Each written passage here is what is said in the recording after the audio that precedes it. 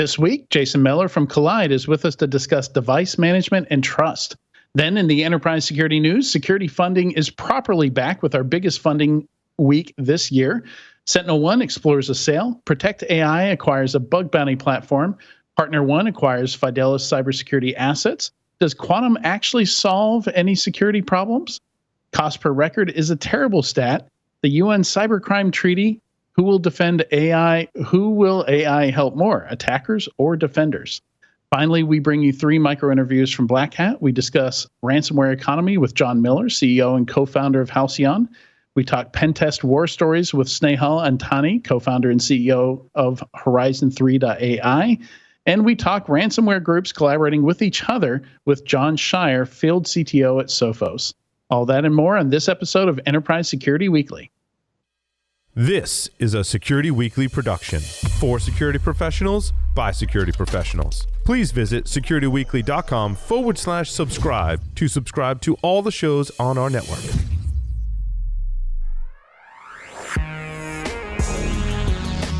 Broadcasting live from G-Unit Studios in Rhode Island, it's the show where we talk security vendors and aren't afraid to name names. It's Enterprise Security Weekly.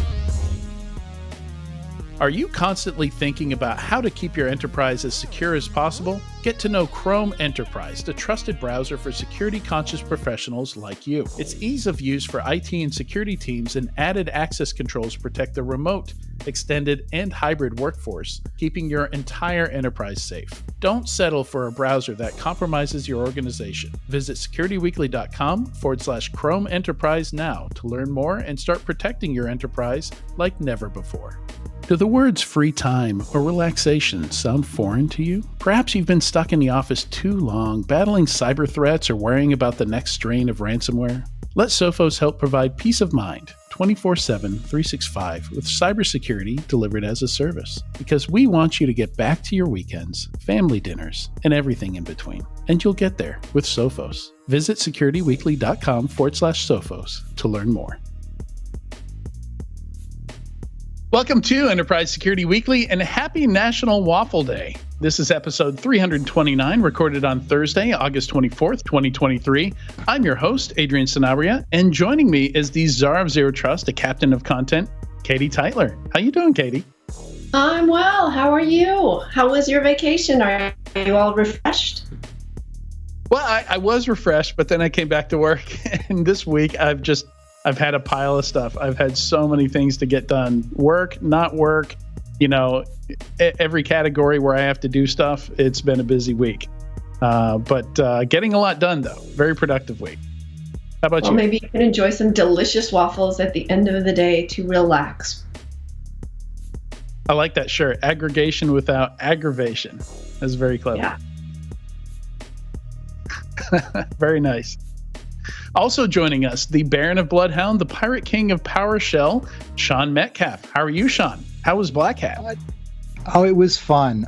Black Hat is always, Black Hat and DEF CON in Vegas for Hacker Summer Camp is always quite the adventure. It's wonderful to meet up with friends old and new. And I'm very excited about National Waffle Day.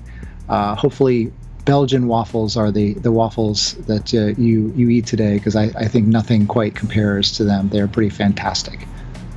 What is your favorite waffle topping? Ooh, waffle topping. I'm just going with maple syrup. It has to be maple syrup. Just plain pure maple flavored syrup. corn syrup stuff. Get out of my house. So I will say the best waffles I've ever had, it was in Belgium, in Brussels, naturally. And chocolate sauce on the Belgian waffle there was just absolutely amazing. But here in the U.S., syrup, yes. Keep it plain, keep it simple, keep it classic. Exactly. I make 2 kinds of waffles. One of them is I make the classic Belgian style waffles, which are kind of light and fluffy, really tasty. And then the lot of butter, of course. And the other kind are very heavy. They're made with ricotta cheese, have a lot of protein in them. They're more of a like a full meal. Like you can enjoy them like savory style with like spinach and ham, and like I did scrambled eggs and cheese over top of them one time.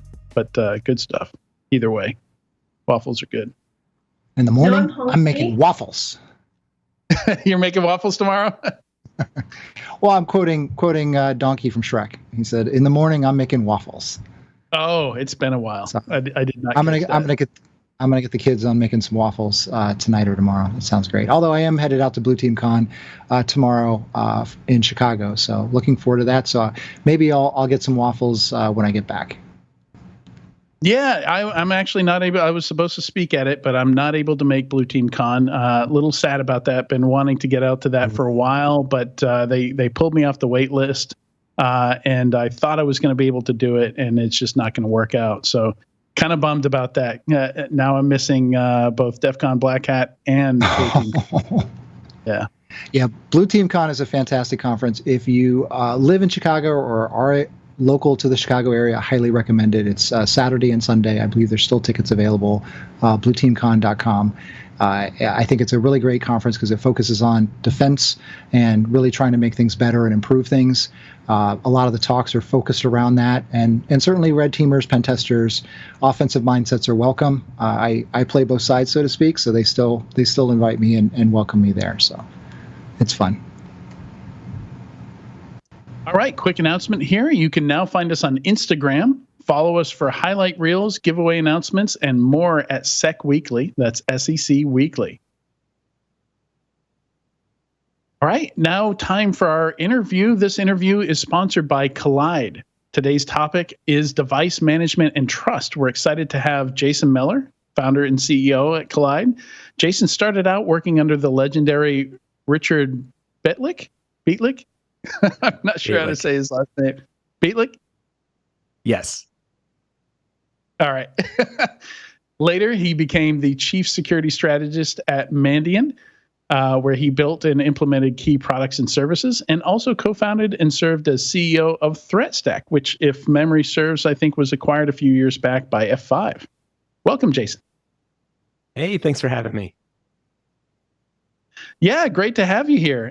Quite the background. I think if you're going to come up into security space, you kind of luck out working under somebody like Richard, in an organization like that. Somebody who literally wrote a bunch of the books on network monitoring.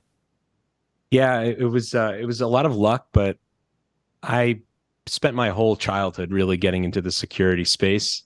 Not necessarily for the good guys. I was a bit of a script kiddie. I don't know if you guys remember back in the AOL days, progs and punters and things like that. That's how I learned how to code, was to kind of build that type of stuff. Then, I grew up, matured, and learned that it felt pretty bad to screw up computers, and spent the rest of my life trying to defend them and fix them. Yeah, I think that's a pretty common path. Once you learn what you can do with code, some kind of necessity drives it, right? Like for me, I kind of intentionally wanted to teach myself to learn computers. So when I first got broadband in the late '90s, probably from AT&T broadband, 1.5 megs per second. I decided to run my own email. I bought my own domain and not only ran my own website, ended up running websites for friends and family, but ran my own email. I thought, if I can keep my own email server up and running and not hacked, like that'll probably teach me a lot about computers. And it sure did. No, it was the same way. I think I learned most of my networking from running my own IRC server. I was a node on Downnet for a while. And, got to learn all the fun things that come with running an IRC server, like my first distributed denial of service attack and net splits and things like that, where you have to just kind of figure it out. And, you're 17 years old, 18 years old, and there isn't really a course you can take at that age. So you just sort of ask around, find people who are in the know and learn that way. And that's pretty much how I learned the majority of the skills that I had. And then that got formalized later when I went to college and university. But by the time I had started my career at GE and I met Richard Beitlich, I remember in my interview, he just was quizzing me on ports and what were the common applications that were bound to those ports. And I got them all right. And I think that was like 50% of the interview. But I don't know where you would learn that other than just sort of hard-won experience. So it was fortunate that I had the opportunity to work with him and kind of cut my teeth in a real computer incident response team during a time when G was under the threat of advanced persistent threat. I mean, we were a Department of Defense contractor. We were building the engines for the Joint Strike Fighter, and it was a critical time in the company, and we got to defend against real attacks that were pretty serious. So it was good. And then from there, I moved on to Mandiant, which was my first foray as, working for a vendor and learning that, hey, all this coding stuff that I learned how to do, I can turn that into a product and sell it to people, and that makes them better, smarter at defending their organization. That's sort of where I got excited about, building things for other people and then selling them, which then led to founding my own company, and now that's where I'm at. Yeah, awesome. Yeah, you kind of made me, talking about what default ports for common services. Reminded it being just after DEF CON a couple years ago. I believe it was Hacker Jeopardy. All the gray hairs were dyed a little inside when they heard nobody could answer the question, what port does Telnet run on? I think it was. Oh no more Telnet, no more. What's the other one that would be? Yeah, probably FTP. No one's probably thinking about that one anymore. SSH is still popular. I thought that too, and then we had some just massive breaches in vulnerabilities in products that are basically glorified FTP servers, right? That's true. Yeah, at a certain point, everything's FTP, right? Well, no, I mean literally FTP, literal FTP, not metaphorical FTP. But yeah, let's move on here. So. Yeah, so talking about your path, coming into Kolide, correct me if I'm wrong, but Kolide is kind of, I don't want to say had a pivot or a facelift, but kind of like a second iteration of Kolide, no? Oh yeah, you could totally say it had a pivot and a facelift. That's definitely what happened. When we first started the company, it started off of the big announcement that came out of Facebook. Facebook at the time had just open sourced their OSQuery agent, which for the folks who may not be familiar, it was the agent that they were running internally on Mac and Linux devices to really get visibility on those platforms. Back when they open sourced this in 2015, there weren't really any commercial vendors who built a reasonable Mac OS or even a Linux agent. They were just paid lip service, and everything was sort of Windows monolithic. But if you think about Facebook, you think about, all right, they have a massive amount of server infrastructure that's all running on Linux, and they have a lot of engineers, and most of them are using MacBooks. So the visibility there just wasn't there in the commercial market. So they decided to build their own thing. And the best thing that they did was they decided to open source it. I was working at Mandiant at the time, and I was just so excited by this development that I immediately started chatting with folks and decided to start a company and then build something interesting on top of this open source agent, which then eventually added Windows support. What we learned, though, in like the first iteration of Kolide is that if you built a great endpoint detection and response product on top of open source software and sold it to enterprises, they expected it to be sort of the discount, like the wish.com version of EDR. So if you were trying to sell something that would normally retail for 300, 400K, like something equivalent to CrowdStrike or at the time Tanium, they'd be like, oh, this Kolide thing, this is great. It's running on open source, so you guys didn't have to build that part. So we sort of expect that the value of this for us, like we'd like to pay like 10, 20 grand, and we like to have like a lifetime license. So like the business fundamentals didn't really work, and we were effectively building a copycat product on top of the only thing that was really different was the fact that we were using an open source agent, which was exciting, but not necessarily something that generated differentiated value for customers. So we ended up just sort of wiping the slate clean around 2019. And what we did was we decided to pivot towards, all right, what's something novel that we can solve in the endpoint space with this open source agent? What can we do that isn't really something anyone is paying attention to right now?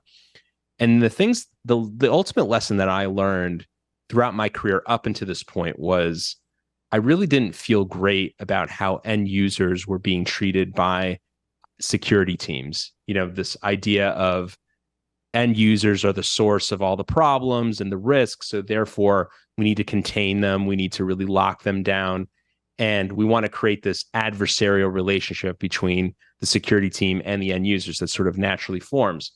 And I wanted to explore a product that didn't automatically create that. And in fact, did the opposite. It actually caused end users to be a major source of remediation or context that could help the security team learn. What could we do between the security practitioners and the end users if that relationship was really, really good?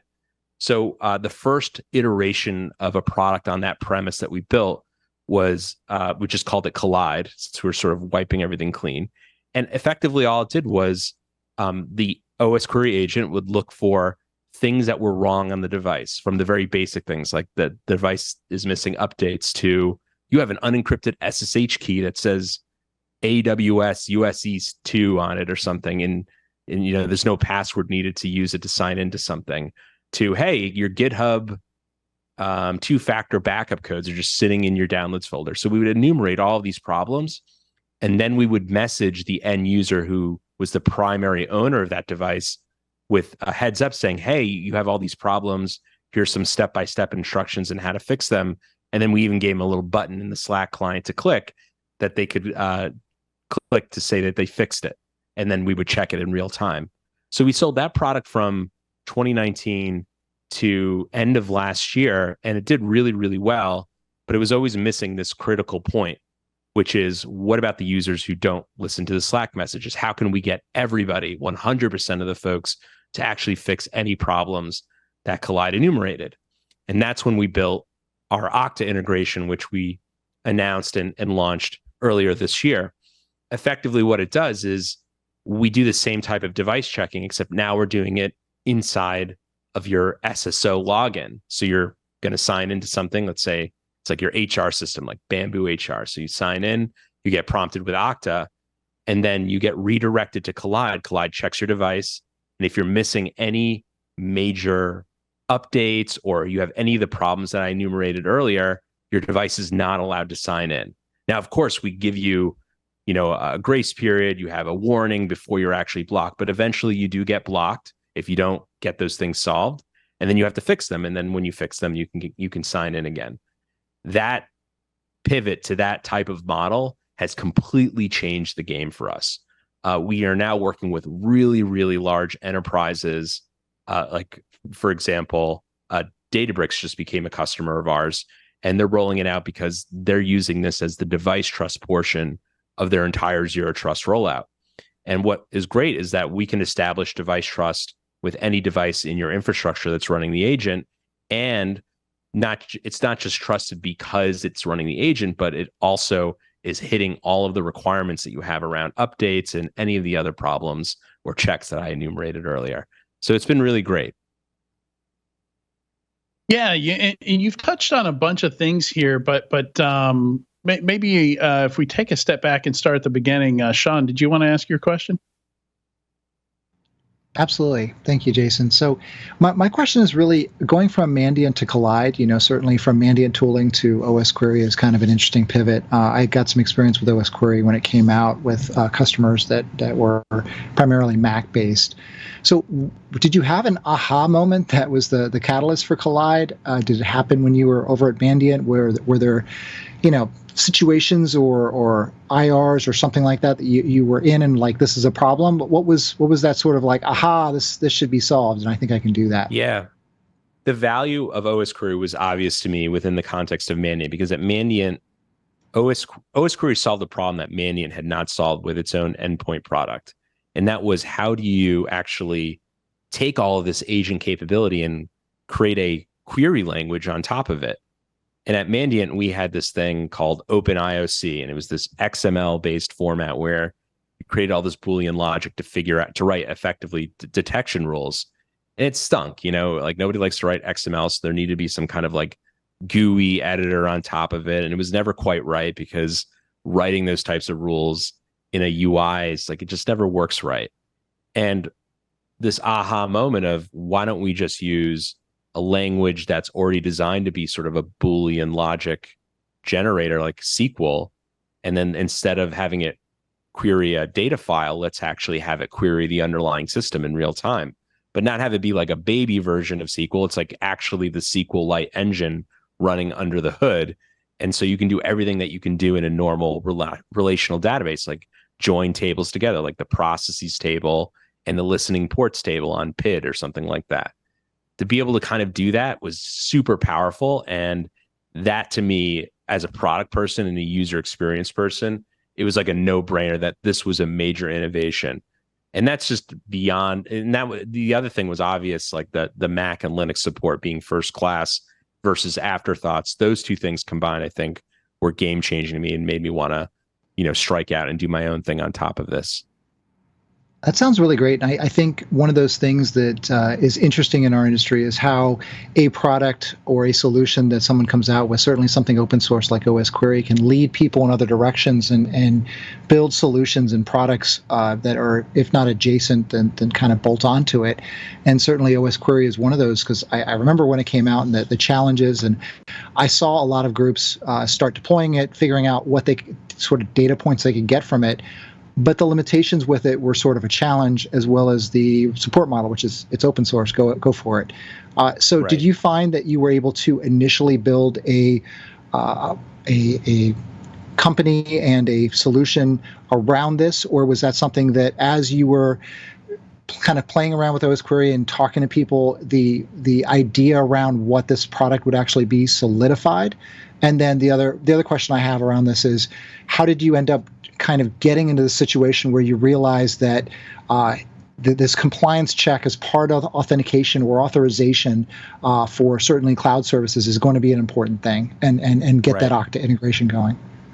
Yeah. So the first thing that you should know, and this also is answering kind of your earlier question around, what was sort of the context at Mandiant, and would OSQuery have been useful in an incident response type of situation for a client? The first thing I learned after starting Kolide is that OSQuery actually isn't that great for that type of forensic data collection. So the model that we had at Mandiant back in the day, and I'm sure is similar to the model now, it's like, all right, you want to run your tools and you really want to capture as much forensic information from the device all at once before enough time passes, where a lot of that, a lot of those touch points, the interactions that the attacker had with the system are now dissipated or they're modified. So you really want to do a robust collection as soon as you can, and then really take all that information to another staging area and look at it, forensically later. OSQuery was never really designed for that. Number one, OSQuery doesn't really have a lot of forensic style OS calls into it. Like, it's running right through all the standard OS API. So on Windows, if the Windows device has rootkit on it, the rootkit, and it's maybe hiding files or something, like OSQuery will be absolutely fooled by the fact, because it's using just the standard Windows file enumeration APIs. The other thing OSQuery didn't really have going for it is any form of tamper protection. So if you were writing malware and you didn't want to be detected by OSQuery, you just look for the OSQuery process and then just kill it, and it probably wouldn't come back unless there was like some sort of service relaunching it. But even then, you could probably find that and remove it as well. Versus like the Mandiant endpoint stuff, we were obsessed with, Russia or China. If they devoted significant resources, we could undermine any efforts they would put forth to actually, tamper with the underlying agent. That was just not a consideration. So it became very clear to me that the thing that OSQuery was good for was really enumerating a lot of facts about the device, but not necessarily for the purposes of detecting some sort of external evil presence or malware. It was really around what are the facts of the device, so that I can understand, is it in a compliant state or is a setting wrong? So we initially kind of learned what OSQuery was good for, and it was really, really just getting a good, reasonable picture of the device. And then from there, the need was, all right, we have a lot of companies out there, they need to pass things like SOC 2, device compliance related to other things like GDPR, like, how are we protecting customer data? Being obsessed with that stuff and really trying to figure out, all right, what can an endpoint agent enumerate about a device that helps us check some boxes for those types of auditors? And then how can we make that process as easy as possible? So that was really kind of the evolution. But then we learned, like, hey, we were enumerating a lot of problems, like the firewall's not on, or the disk isn't encrypted, that we couldn't fix, right? OSQuery is a read-only agent. And instead of trying to go down the path of, oh, let's build like a MDM solution, let's build like, the equivalent of Jamf or Kanji, I wanted to explore the idea of actually, let's get end users to fix the problems, because if we can solve that problem of no matter what the compliance issue is, we can actually get an end user to be motivated to fix it on behalf of the security team, then we can solve any problem. And that led us down this path of, all right, we've kind of got 40% of the way away there with the Slack bot, but now we've put it in front of auth, and now there's a consequence if you don't fix the problems. Now we're at 100%. So this is really exciting because now Kolide can do things like detect, hey, you're running a really, really old version of Chrome or something, and there might not be a really easy way to automate the update of Chrome. Like if it's running out of a weird folder or something like that, like things get missed. But with an end user's help, you can solve all sorts of problems that are typically unsolvable. And that's where we've been interested in sort of solving that. Yeah, so you brought up a couple things. There's and I chuckled a bit. You when you were talking about the history of OSQuery, and you mentioned eventually Windows support was added. And it's not something that you often hear with these kinds of tools and products. But MDM has just been super painful for so long. I wonder if you have some insight into that, and I want to better understand like where Kolide fits use case wise and feature wise between like an MDM and a Titanium, which has tons of different modules and stuff like that, and has been around forever. Right. But I understand is also a lot to implement and run as well. So I imagine that there's like some partial competition with different vendors here. So how do you fit into that ecosystem? I don't know. Answer that how you want. Like on the one hand, I want to know why MDM has been so bad, and like where Kolide fits into the market here. Yeah. So let's start like at first principles. Like I think it's reasonable to want to make sure that when, let's say, Apple releases a rapid security response update, those RSR updates, that you want to install those relatively quickly. I mean, Apple's now taken the time to provision an update because there's a critical, probably in the wild security flaw that, maybe remote code execution. So you don't want to wait 2 months to install those things. So what tools do you have at your disposal as an IT practitioner to make sure that that happens? Well, the first thing that comes to mind is, I have an MDM. I'm going to figure out a way to use that to get all of my devices patched, which is what they market it as. Like, hey, you can automate that process.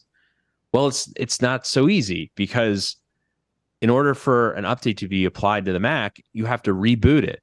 So if you just force everybody's devices to reboot in the middle of the day, when's the best time to do that? Well, if you try to do it at night, it's not going to work because their laptop's going to be closed. It won't ever restart. And if you try to do it first thing when they come in the morning and they open it up, they'll be annoyed because now they have downtime for like 15 minutes. Yeah. Or if you try to do it in the middle of the day. If you're a global company, what does night mean?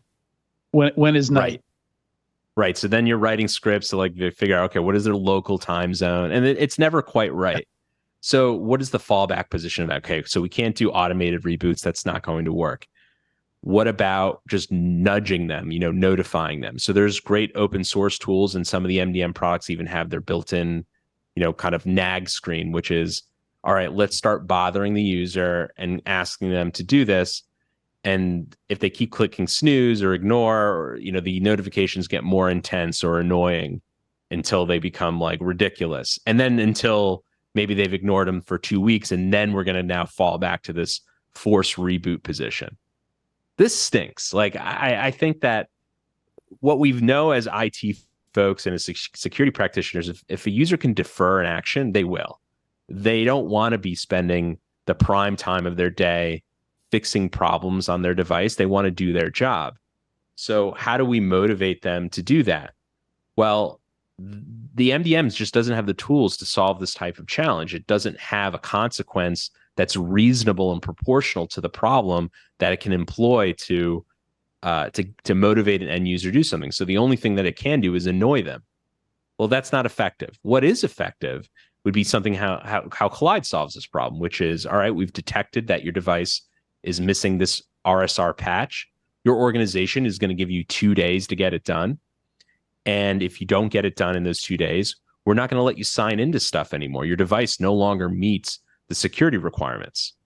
Now, you may say, hey, that sounds a lot like the MDM. We're nagging them and annoying them.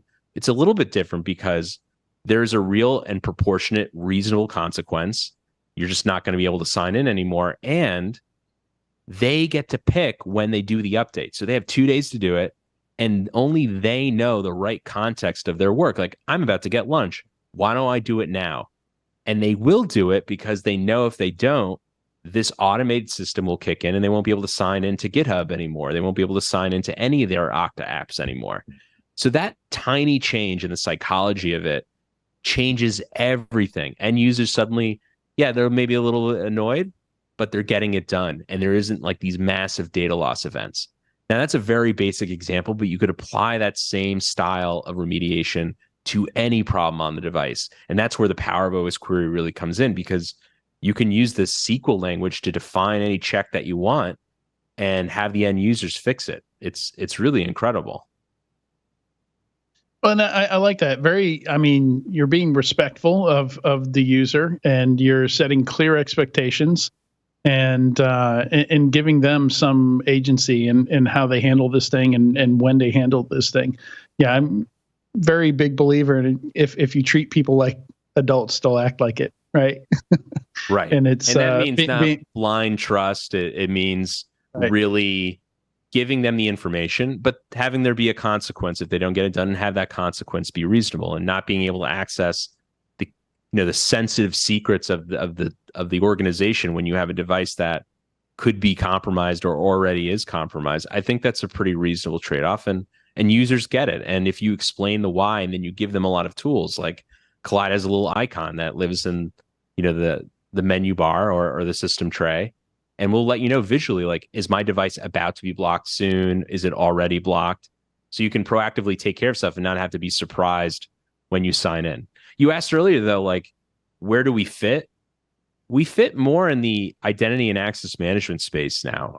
I don't really consider us, like, all of our customers, they already have CrowdStrike. They already have MDM.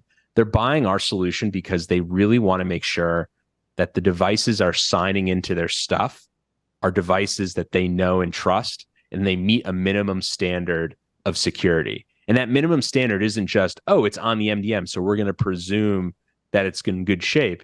That minimum standard could be anything that they want, including, hey, does this user have like sensitive data with customer information and it's just sitting in their downloads folder, never to be deleted? Does this engineer have a backup of production just sitting on their desktop that's never going to be deleted? Like things like that, where you can use this point of performance, the sign-in process, to induce users to do all sorts of things that they normally wouldn't do on their own, and make it an educational moment as well. Yeah, Sean, do you want to jump in? Yeah, absolutely. I had a follow-up to that. And you sort of answered it, but I was curious about it. MDM becomes this everything to everyone thing. How did you decide what are those things that are most important, or what are the areas you're going to focus on first? Yeah, well, I think the fundamental limitation of MDM is that it has to use the MDM APIs that are related to the operating system, which fundamentally limits it to this realm of what can you automate. And we wanted to focus on the use cases that aren't served well by pure automation. Now, there's all sorts of things that MDMs do really, really well that we don't want to overlap on. Like, for example, we just hired some new employees at Kolide. When they unwrap their computer out of the cellophane and it connects to Apple's, automatic, deployment stuff, they just turn it on and it's already configured to work with our organization. It has all the apps that they need. Everything's configured properly. That's great. MDM is, I think, wonderful for that. And it's coming out in a semi-secure state, right? Like File Vault is enabled, or if it's Windows, it's, BitLocker is correctly set up. The keys are escrowed. Those are all reasonable things that I think an MDM is really good at. MDMs are not good at, though, is the only hammer that they have to fix problems is to just lock them down. Like, oh, we really don't want people to be messing with the firewall. So what is the MDM solution to that? Create a policy that grays it out. But then you have like that developer that needs to turn it off for like 3 seconds because like Docker's not working or something, and they think it's the firewall and they can't turn it off. So then they ask for an exemption out of the MDM, and now they're out of it. They turn off the firewall. That ended up being the problem anyway. And now this device is just out of compliance forever because it's never going to go back into the MDM. Those are the types of things, like the very basic things where you expect users to mess with them. Like the nuances of that are lost to MDM. So we wanted to focus on all the use cases that aren't just as simple as let's automate this because this should be the default. When there's more nuance involved and you have the human being as the central part of it, that's where our solution becomes really, really powerful. So you talk about the human being being the central part there. You want to talk a bit about why you created Honest.security? Yes. So I'll try to tell the story really quickly, but when I was at GE at their computer incident response team, we had a moment where we thought we had a legitimate, attack from, China, the people's, the PLG.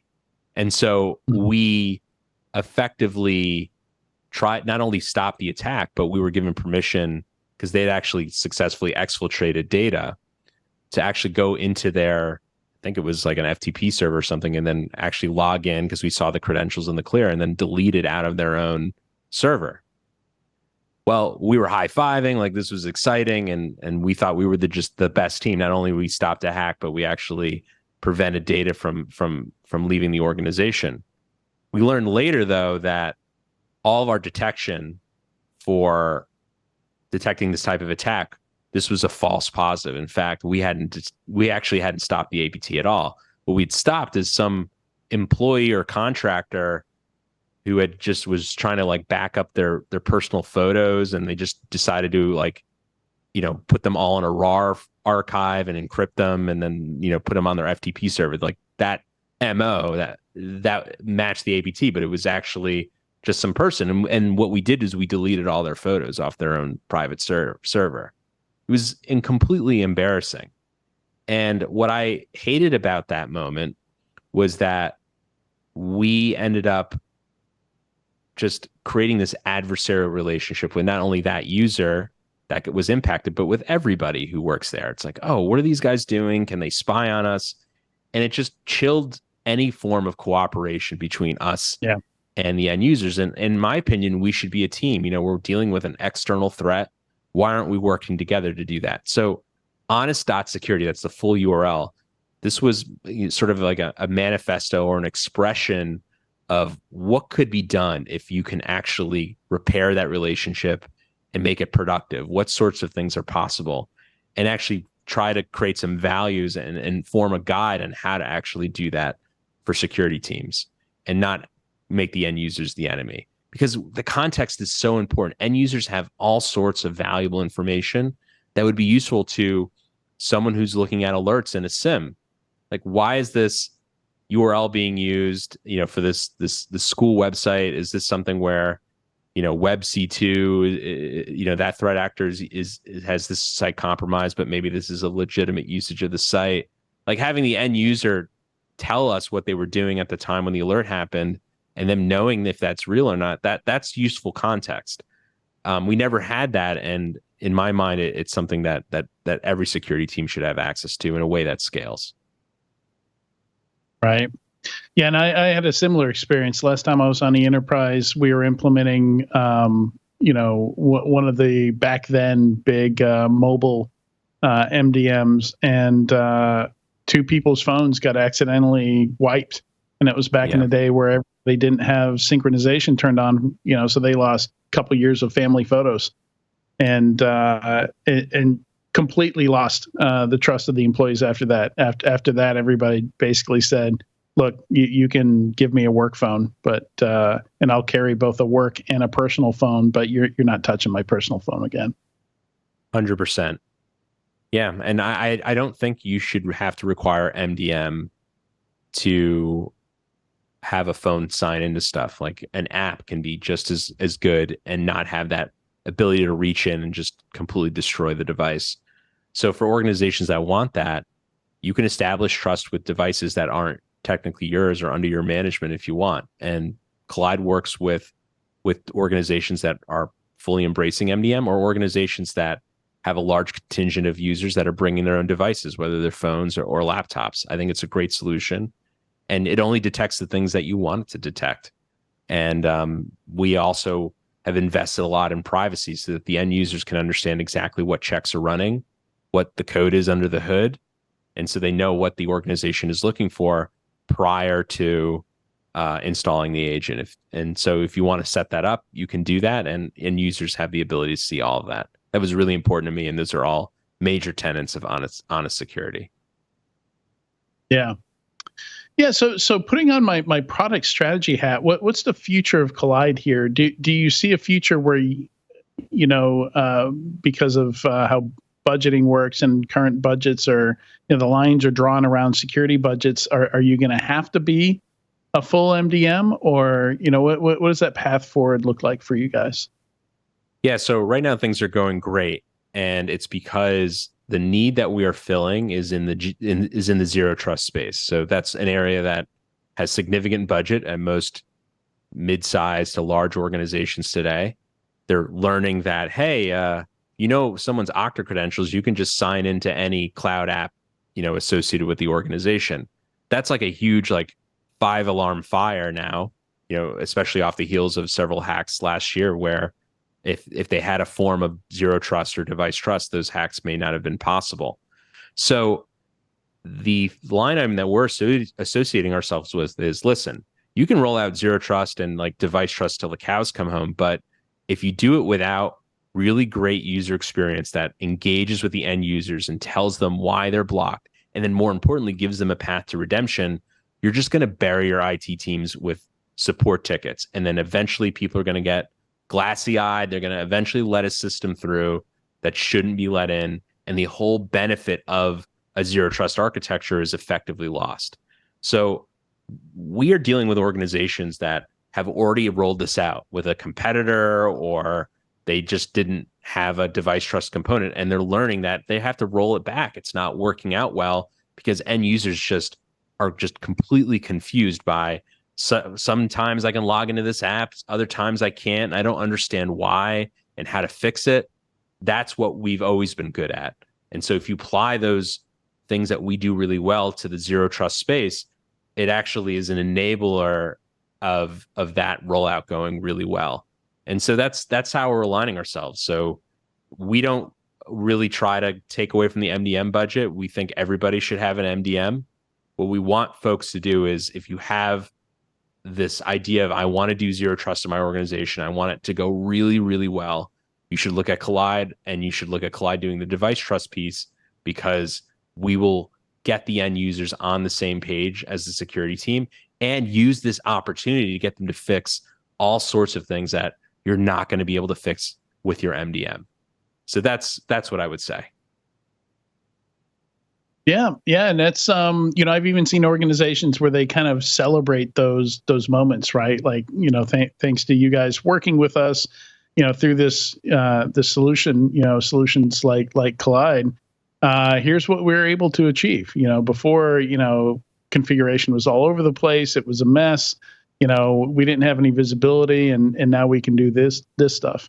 Now everything's aligned, and everybody can sleep better at night. So I think there's an opportunity to share those successes also. And zero trust is hard enough as it is. You don't need a solution just that's going to instantly shoot you in the foot and delay the whole attempt to move to zero trust. I could see easily starting with at the right point, or with the right, or starting at the wrong point, or with the wrong product. You could put a zero trust effort back years. Oh yeah, some of these organizations, we came in after the botched previous attempt, and what does IT do normally? is they just exempt everybody from the old product. As soon as someone hits an issue, they really don't want to be someone who's stopping someone from doing their job. And so, exception. Yeah, everybody's an exception. And then Kolide comes along and everybody's back. And then we have to like repair that relationship.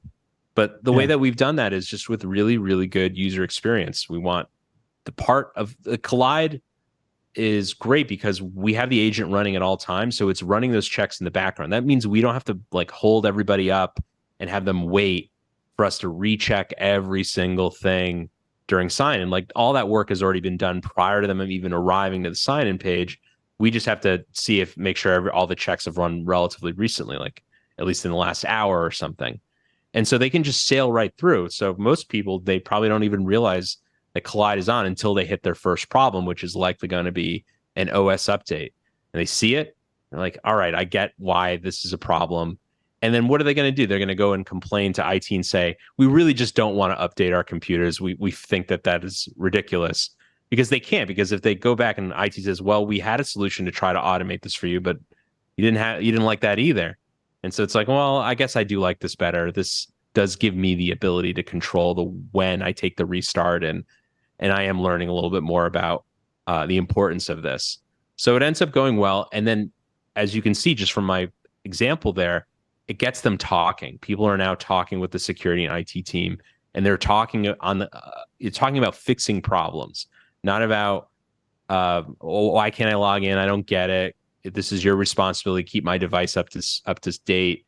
I'm on the MDM. It's now these two parties are working together to protect the organization. And that was always sort of the dream. The mission of Kolide is to make those types of conversations happen regularly.